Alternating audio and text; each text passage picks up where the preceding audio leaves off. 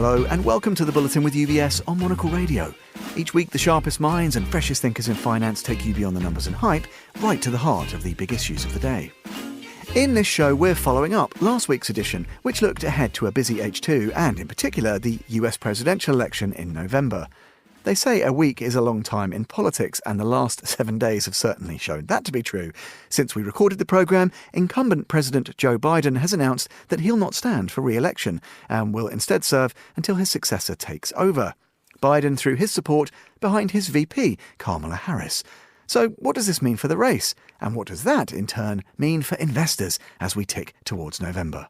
Well, we're in a very fortunate position to have two of the best and brightest from UBS with us on this week's show to hopefully explain. It's a pleasure to welcome back to the show both Tom McLoughlin, Senior Fixed Income Strategist, and also David Lefkowitz, Head of US Equities. Tom McLoughlin, David Lefkowitz, welcome to the programme. Tom, let me come to you first of all. Obviously, well, it's been a very kind of febrile few weeks at the sharp end of US politics. Obviously, President Biden announced previous weekend that he would not run for re-election in November. I guess, first of all, just take us back. What was your initial reaction as that news broke kind of later on last Sunday, as it was? What were your first thoughts, Tom? Well, Tom, it wasn't a terrible surprise, I suppose, because the president had begun to lose support among the Democratic faithful, the rank and file, who were concerned that he was losing ground in the polls to former President Trump. And there was more and more talk as to whether or not he was physically capable of withstanding the rigors of another 4 years in office. So the timing of the announcement was uncertain, and it was not an absolute certainty that he would withdraw. But the fact that he did so was not a complete surprise. Yeah, indeed. And I guess, David, let me throw that to you as well. Not a complete surprise, but I guess, I don't know, as you and your colleagues sort of reviewed the news on, I don't know, Monday morning perhaps, what were the first topics that you guys were bouncing around between yourselves? Yeah, the first thoughts were, does this really change the market outlook with Harris at the top of the ticket as opposed to Biden? And our view is not really. I mean, basically, we're just going to see a continuation, most likely, of Biden's policies if Harris does in fact win. And then, obviously it doesn't affect the Trump outcome, but I would say the odds are shifting, between the various outcomes. And that's probably the biggest takeaway from a market's perspective. Yeah, well, Tom, let me come back to you then. What are the key questions then to focus on as we look at the remaining months, of course, of the race through to November? And I'm wary that through so much of the materials that you and your colleagues throughout the bank publish, there is always this cautionary note or this caveat. Don't try to draw too many conclusions based on historical precedents. Don't overweight rhetoric with meaning. But what are a few of the key things, I guess, from an investment point of view, to keep in mind as we tick towards November? Well, every presidential race is unique in its own way. In this particular case, the situation is unprecedented because President Biden has withdrawn so late in the process. The last time this has happened was 1968. And in that year, the president, Lyndon Johnson, withdrew right after the New Hampshire primary. So we're kind of in uncharted waters right now. We've got barely 100 days left between now and the election. And when you count in the fact that many of the states allow for early voting, it's actually shorter than that. So we're going into a very intense period of campaigning. I agree with David. There's not going to be much distance between the Harris campaign and what the Biden campaign would have been. I do expect that there'll be a continuity in American foreign policy as Harris lays it out in her campaign.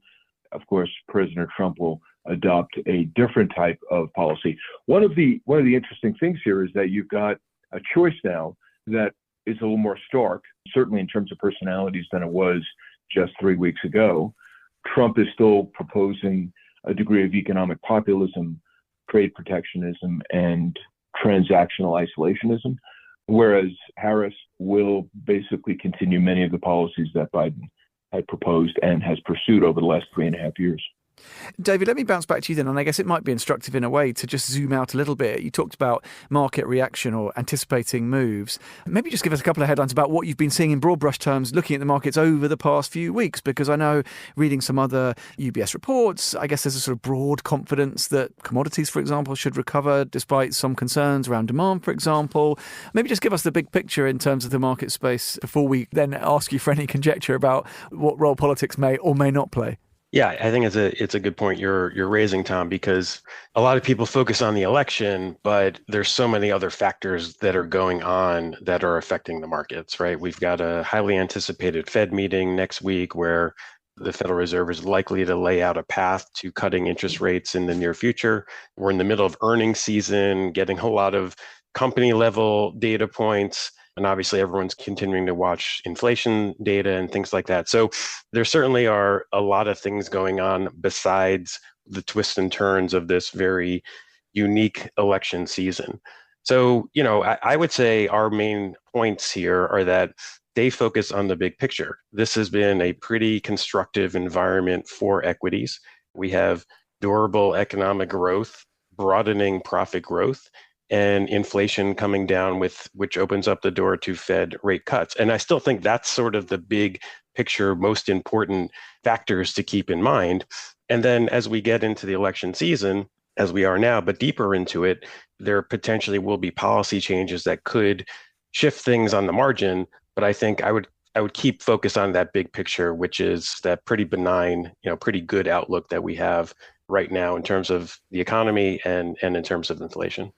Yeah, very sage. And Tom, if I come back to you, just I suppose on that point about awaiting potential policy reveals or fresh narratives, I guess we haven't really had much talk about policy so far, right?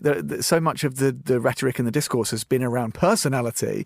Maybe we'll get a bit more clarity now that the runners and riders are shaping up. But is there any specific areas where we might anticipate something that moves the needle a bit in policy terms between now and November, or is it just a dangerous game to speculate? Well, it certainly is. But, I think to some degree, a deeper dive into specific policy may require an exogenous shock to the system. So if we have a foreign policy event that kind of concentrates everyone's attention on one aspect of bilateral relations with China or developments in Ukraine, then we'll actually focus a little bit more on foreign policy.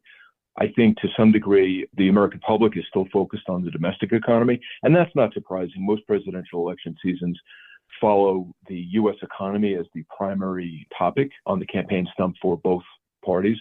You'll see former President Trump spend a little more time on border protectionism. You'll see a little bit of time spent by the vice president on reproductive rights, but the U.S. economy is usually what dictates the result of presidential elections. Market forwards right now are suggesting there's an exceptionally high probability of a Fed rate cut in September. And I think that's a reflection of the fact that the U.S. economy is beginning to slow down. We're not in any means on the edge of recession or anything like that, but we are seeing a slowdown in the economy. And we are seeing, again, the market suggesting that we'll see a rate cut. So I think a lot of what you'll see in terms of campaigning from the two candidates is their view of what the U.S. economy is going to look like over the course of the next 5 years. Yeah, and I suppose, I always worry that I sound like a broken record when I ask the well-qualified minds from within UBS to remind our listeners about the importance of these real fundamentals, having a diversified portfolio, thinking about risk management, thinking about ways to preserve capital where relevant, innovative ways to generate yield where that's significant. But I guess, as ever, political volatility of any kind and an uncertain world does seem to bring us back to some of those fundamentals. It may be the same advice as we often give, but it's the reason we come back to it is because it's pretty robust, right? Yeah, exactly. I think you got to keep everything in perspective and certainly keep sight of the big picture and also keep sight of the long term, right? I mean, the core tenets of how we're advising clients on portfolio construction is certainly to align your portfolio with your long-term goals. And, the outcome of an election is not necessarily going to change that very dramatically. But look, I would say, if we do get a Trump victory, the market's going to focus on the prospect of tariffs. That certainly could have an impact. We're going to be focused on tax changes that could have some impact on some parts of the market. Deregulation, that also could have some impact. So look, there will be a market reaction to some of these potential events.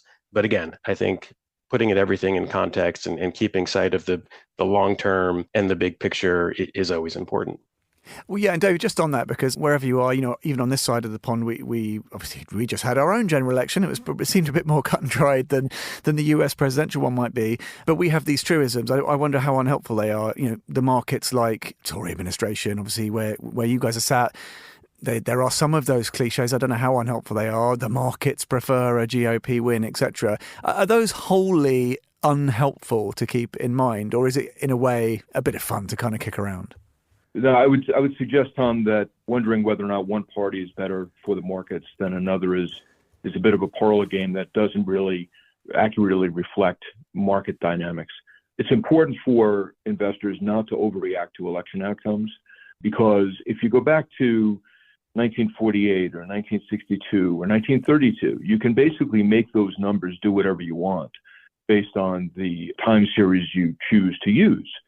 So depending on when you want to start, you can basically say the Republican Party is better for the markets or the Democratic Party is better for the markets.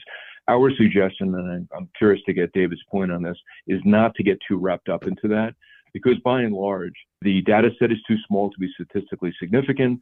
And at the end of the day, individual personal financial plans are far more important than whether or not one party or another controls the Oval Office. As humans, we like to make things very simple and use heuristics to guide our decision making. Unfortunately, the world is never that straightforward. So you just have to sort of take the markets and the policies as they come, and you can't just rely on whether a Democratic constellation is in power or Republican. You really just have to look at the current market environment and the current policy settings and go from there. Yeah, sounds shrewd. Listen, just a final thought from both of you, and at the risk of trying to extend that parlour game that you just mentioned, Tom, even if we take a further step back and don't look at this as analysts or as journalists and just look at it as a kind of compelling narrative that's playing out, anything you're particularly looking forward to? I guess it's interesting now to think, okay, look, Harris is in the box seat. It's not completely confirmed, but who would be her putative running mate? We go into a DNC with actually quite a few kind of unanswered questions, which is unusual, certainly from recent memory. Normally, most of the big questions are answered. Anything just as observers and, objective witnesses you're both kind of looking forward to in the next few months, even just, looking in as a point of interest? Well, I think we'll know the identity of the running mate for Vice President Harris in the upcoming presidential election here within about 10 days. So we'll have that question answered. I think one thing I'm looking at more closely is the composition of Congress. That's going to be almost as important, and in some matters related to domestic taxation, equally important as the identity of the president will be who controls Congress. And that's up in the air. And if we have a divided Congress, you can imagine that the impact on tax legislation would be profound. We won't have much more profound changes in the tax law if we have a divided Congress. And we're more likely to see more constraints on the size of the deficit if we have a divided Congress. So unified governments tend to basically have the latitude to basically implement bigger policy changes. So one thing to keep in mind if you're looking at the U.S. elections is don't just focus entirely on the Oval Office. Think also about what's going on in the Congress. Yeah, and David, maybe just a final thought for you. Again, that's pretty sage advice once again, but any other things that maybe in the understandable white noise that rattles around in the kind of echo chamber of coverage that maybe we don't give enough time to discuss? The one other, I think, nuance here that I would highlight, Tom, is that, I think a lot of people are pulling out the playbook from 2016, the so-called Trump trade when Trump was first elected. And I think conditions are really pretty different now. So I don't think you'd necessarily see the same type of market reaction to Trump's victory back in 2016. I mean, the biggest difference is that the federal deficits are just much larger than what they were back in 2016. Back in 2016, it was 3% of GDP. Now it's 6% of GDP. And we're not talking about incremental fiscal stimulus, even if the Trump tax cuts are extended. We're just talking about maintaining the status quo for the most part. So I think there are really important differences in the economic environment and in terms of the government finances that need to be taken into account. And it's not just as simple as saying, this is what happened last time Trump was elected, therefore we're going to assume the same thing this time. That was David Lefkowitz, and before that, Tom McLoughlin, bringing us to the end of this edition of the programme here on Monocle Radio. You can listen again and explore more at monocle.com or follow the show wherever you get your podcasts. And as always, be sure to discover more and find out how UBS can help you at ubs.com. This is The Bulletin with UBS on Monocle Radio. I'm Tom Edwards. Thanks for listening.